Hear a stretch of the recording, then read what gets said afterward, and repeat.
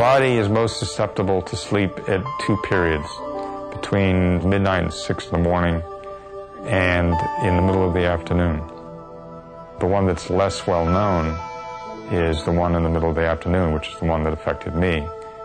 I got sleepy, and I knew I was sleepy, but all my life I've been driving, you get sleepy, you get through it.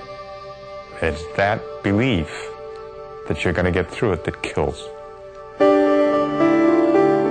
According to the National Highway Traffic Safety Administration, at least 100,000 police-reported crashes each year are the direct result of driver fatigue, resulting in an estimated 71,000 injuries and 1,500 deaths. You think you're going to get through it this time and there's no problem. It'll pass. But there are these times when it doesn't, and the consequences can be horrific. Tom Callaghy, a college professor, knows all too well the dangers of drowsy driving. He and his wife of 33 years were driving back to their home in Pennsylvania. Tom dozed off at the wheel just for an instant and drove into the trees. His wife died in the crash. Janie was asleep in the front seat, and I didn't want to wake her up. She was tired and happy, and we were on our way home, and I should have, but I didn't.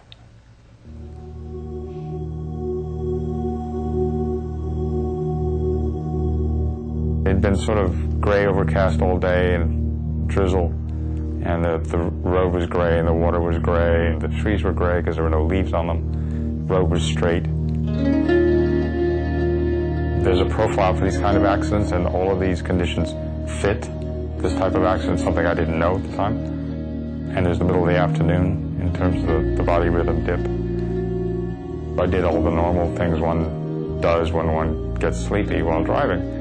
I turned on the radio, I opened the window, those kinds of things.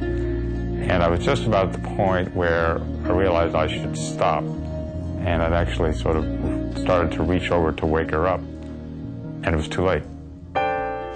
Tom believes he fell asleep for just a few seconds, something that happens to most people. We call those microsleeps. And that microsleep, which could be a second, 2 seconds, 3 seconds, literally they're disconnected. But if you are traveling 65 miles an hour in just 3 seconds, you've traveled the length of a football field. I wasn't speeding, I hadn't been drinking, there was no medication, substance abuse, anything. I just fell asleep. And the car went off the road, sideswiped a bunch of trees, and then finally hit one, and she died instantly. Crashes like Tom Callaghy's can be prevented. If you're tired, don't drive, and know the signs that you might be falling asleep behind the wheel. They include difficulty focusing, burning eyes or yawning repeatedly, trouble remembering the last few miles driven, feeling restless and irritable, tailgating, missing traffic signs or exits, or hitting rumble strips. You must absolutely act as soon as you think that you're getting sleepy. You stop, take a nap, you drink some coffee or anything else with caffeine in it. Actually, soft drinks are preferable because you have a definite amount of caffeine in them. Coffee varies enormously. Change drivers, walk around, whatever. But you must absolutely act.